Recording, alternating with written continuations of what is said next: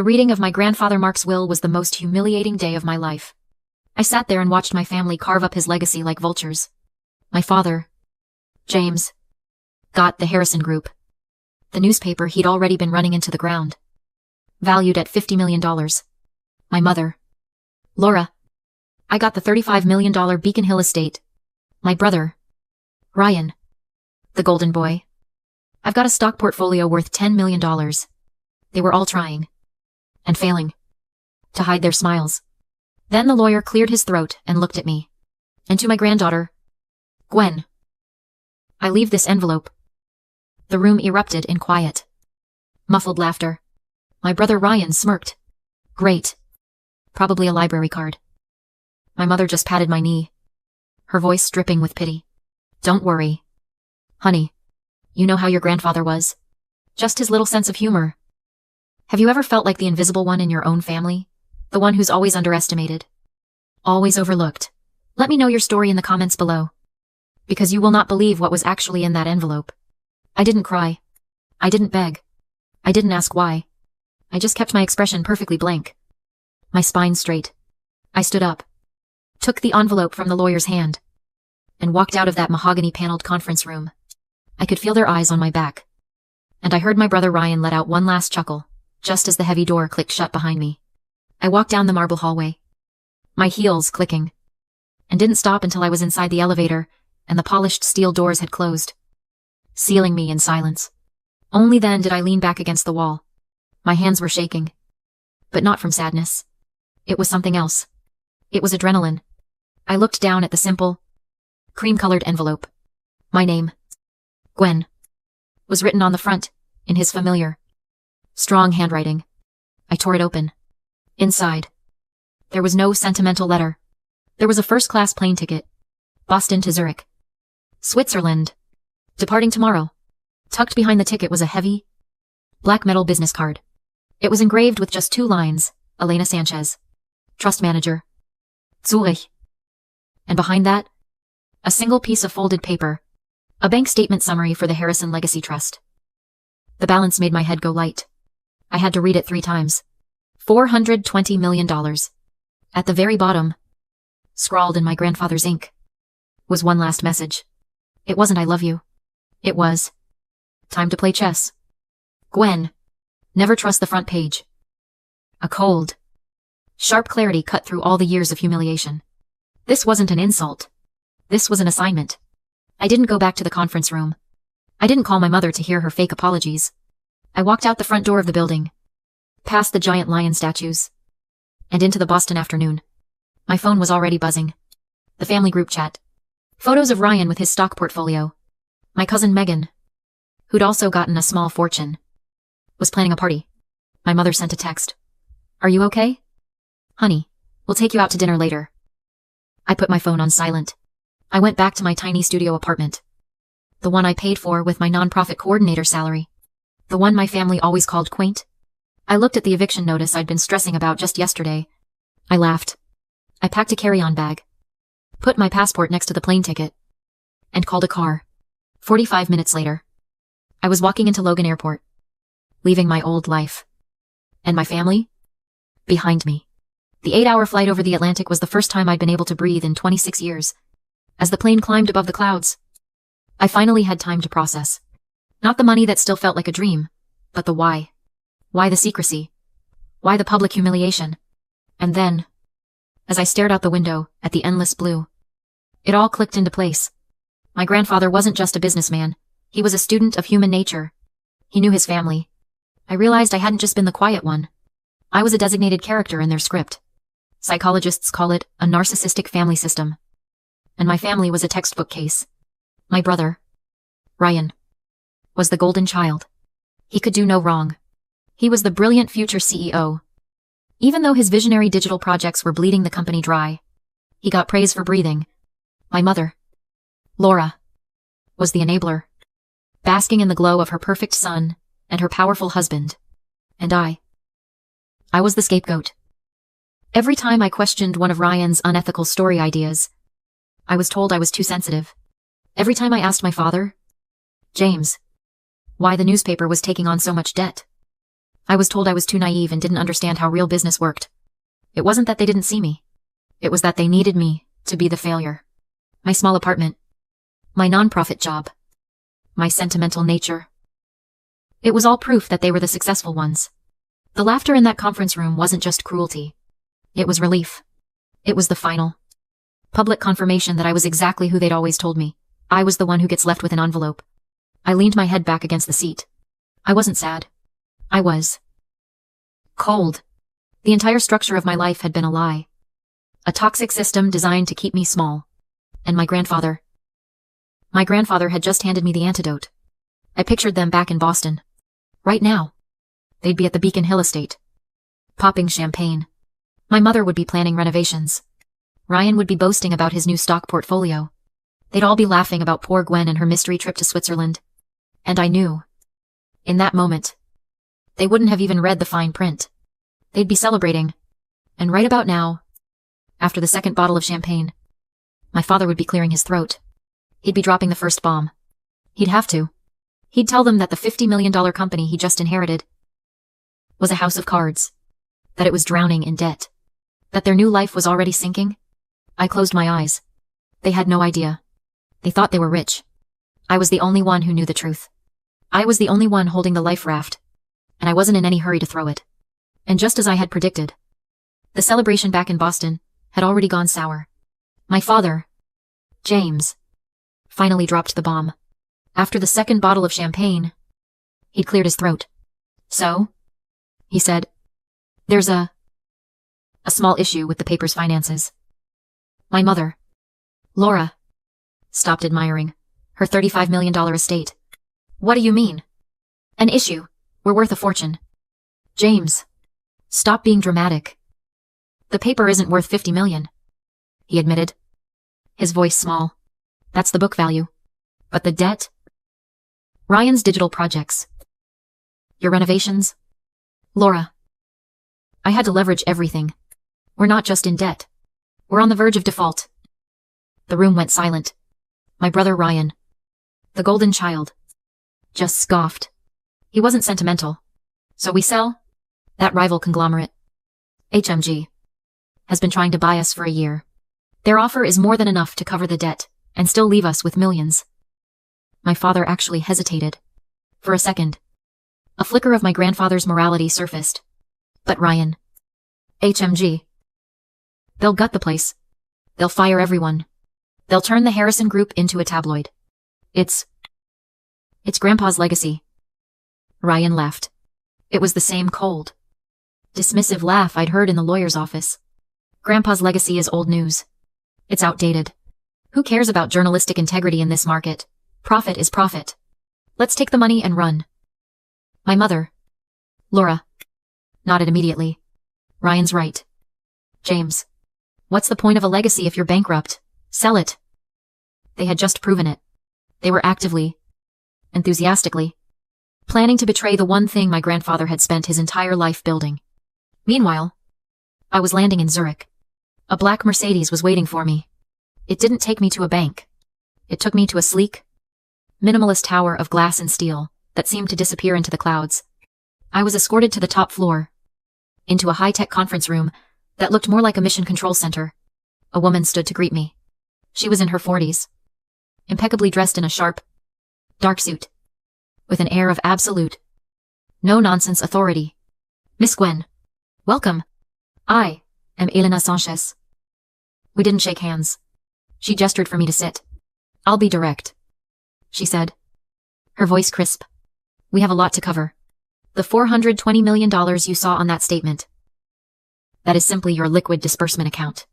An allowance, if you will. My breath caught. An allowance, she continued. Your grandfather, Mark, was a very methodical man. He knew his son's limitations.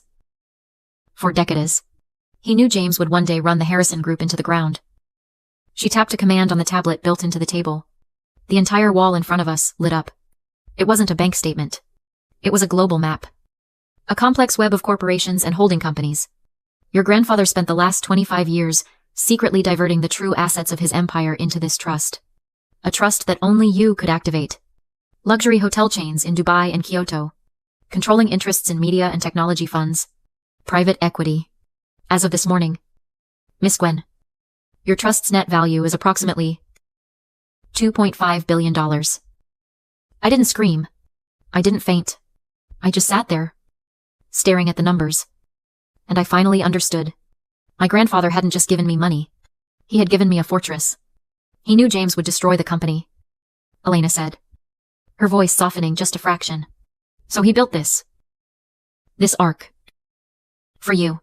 He was protecting his real legacy. I looked at Elena. The shock was fading, replaced by that same cold, sharp clarity from the elevator. I knew exactly what I had to do. $2.5 billion. The number was so big it didn't feel real. It was just static. But Elena Sanchez wasn't celebrating. She was working. Your grandfather left very specific and detailed instructions, she said, tapping the tablet built into the conference table. The wall in front of us, the one that had shown the map of my new empire, flickered. It was replaced by a spreadsheet, so dense it made my eyes hurt. These are the financials for your hotel chains in Dubai and Kyoto, the real estate in London, and these, she highlighted a new section, are the media and technology funds.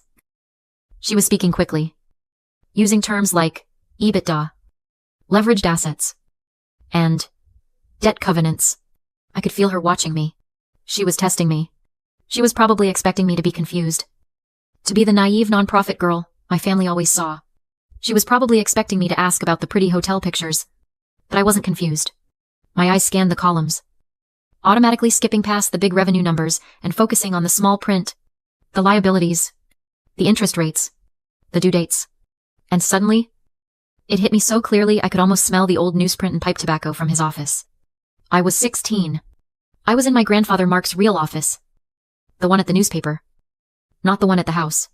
He'd pulled out the real ledger for the Harrison Group. Not the simplified, glossy report my father always paraded around. They'll all look at the front page. Gwen, he'd said, his voice quiet. They'll look at the headlines. The big, flashy numbers. That's what your father and brother do. He tapped the last column on the page, the one filled with negative figures and parentheticals. But the real story, he said, tapping it again. The truth is always written in the debt.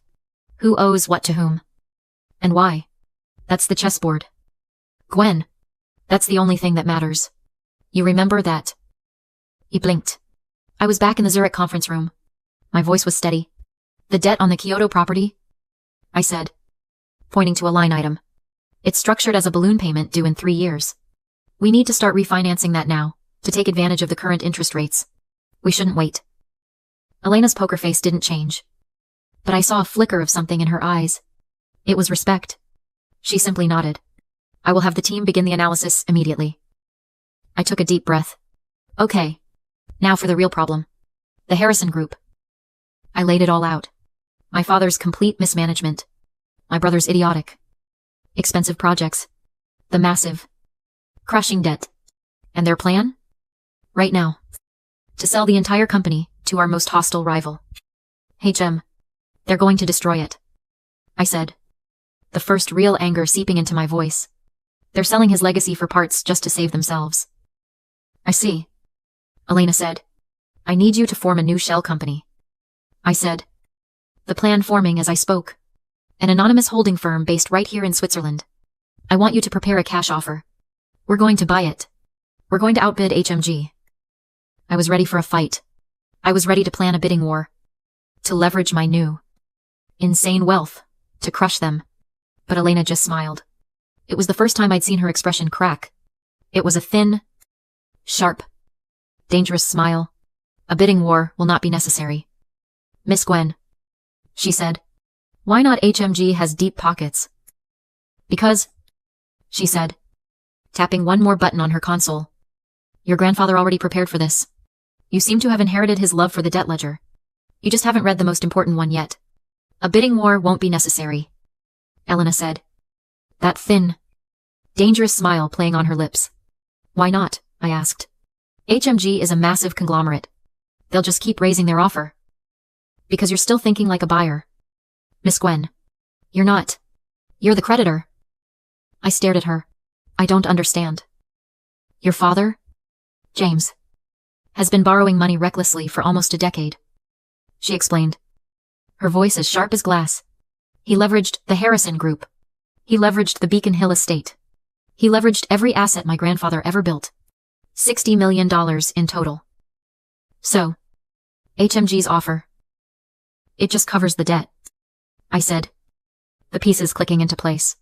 They'll be left with almost nothing. Correct. But that's not the point. The point, she said, leaning forward, is who owns that debt. She let the question hang in the air. 5 years ago, she continued. Your grandfather saw the writing on the wall. He knew James was a lost cause. So, he instructed the trust to acquire that $60 million debt. It was purchased from the original lenders, Kietley, and moved into an anonymous private investment firm. A cold realization washed over me. A firm based in Switzerland. Elena tapped the screen. The name appeared. Zurich Legacy Holdings. Which is, she added, a wholly owned subsidiary of your trust. I just sat there. I couldn't breathe. It was brilliant. It was the most ruthless, beautiful, and strategic move I had ever seen. The will. It was all a show. My grandfather hadn't given them the $50 million newspaper or the $35 million estate. He'd handed them a test. It was the poisoned chalice. He'd given them an inheritance that looked incredibly valuable on the front page, knowing they were too arrogant, too greedy, and too superficial to read the fine print. They were blinded by the big numbers. They never, ever thought to check the debt ledger. They had been celebrating, laughing, and planning their new lives based on assets they hadn't really owned in 5 years. My voice came out as a whisper. So, they own nothing. They are tenants. Elena corrected, her voice void of emotion. And as of this quarter, they are in default. She looked at me.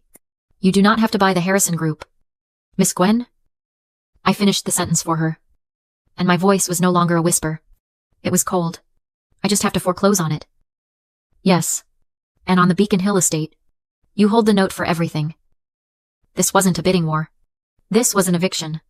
Elena, I said, standing up. Prepare the paperwork. Serve them with the default notice immediately. I'm flying back to Boston tonight. 1 week later, I wasn't in my old studio apartment. I was in a penthouse suite at the Four Seasons, overlooking the Boston Common. Across town, in the Beacon Hill estate, my family was in a full-blown panic. The deal with HMG was supposed to close today. My father was waiting for a $75 million wire transfer that would save his skin. But instead of a wire transfer, a courier had just delivered a certified letter. It was a formal, non-negotiable notice of default and immediate foreclosure from Zurich Legacy Holdings. Their $75 million payday. Gone. The $50 million company. Gone. The $35 million house they were sitting in. Gone. I could picture the scene. My mother, Laura, probably hysterical, realizing her status was built on nothing. My brother, Ryan, the golden child, finally silent. His $10 million stock portfolio suddenly worthless against the family's crushing debt. And my father, James, just staring at that legal document. The name, Zurich Legacy Holdings, burning into his brain. Finally realizing that the chess game my grandfather mentioned, he had already lost. He never should have laughed at that envelope. The emergency board meeting for the Harrison Group was a disaster. I know. Because I was watching it on a live feed in my hotel suite. My father, James, was pacing the room. His face a blotchy, terrified, red. My mother, Laura, was in a full-blown hysterical panic.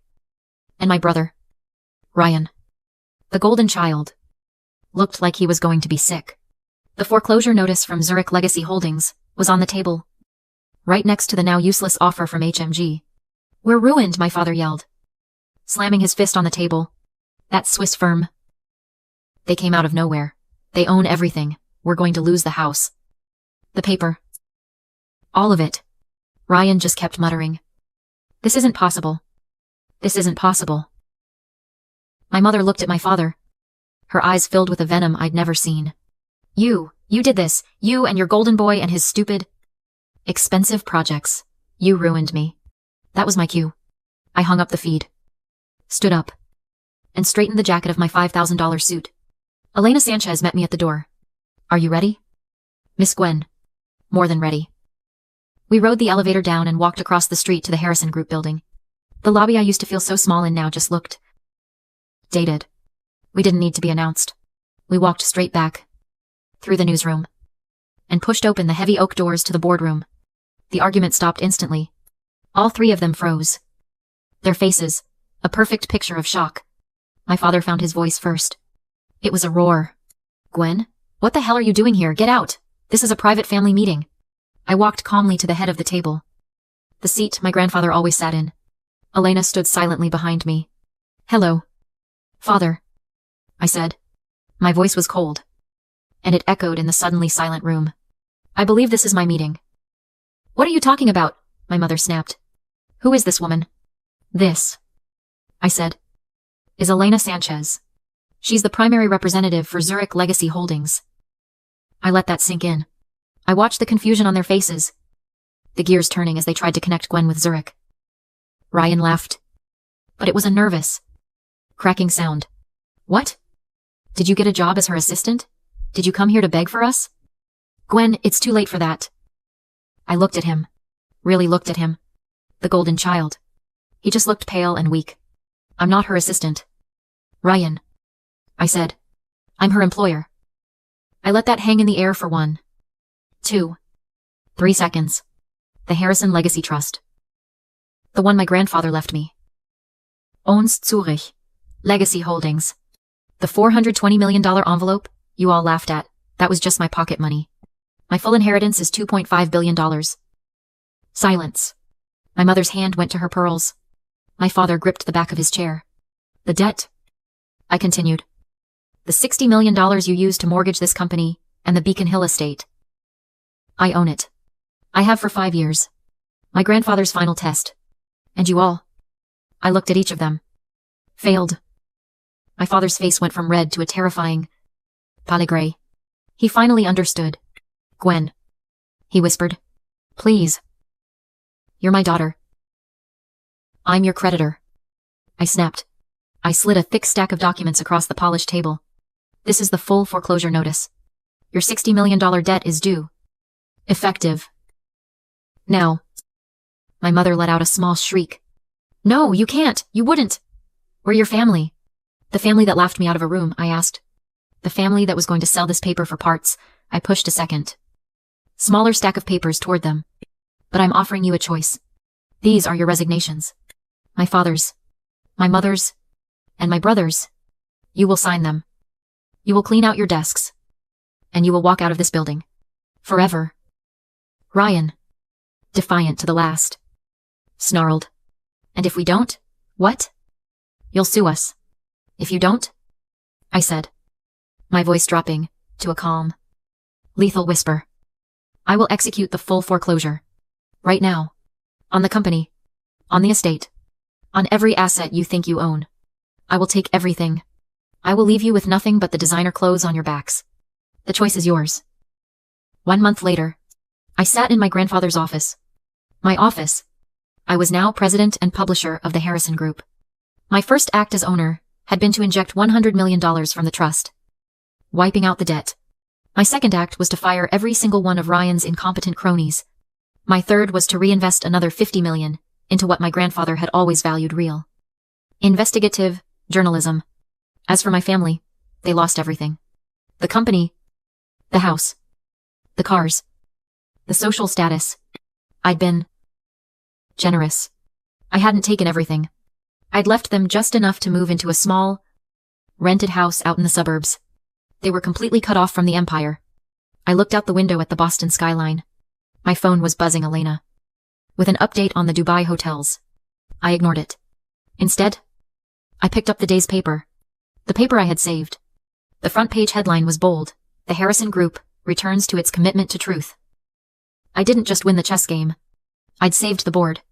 And for the first time in my life, sitting in that old leather chair,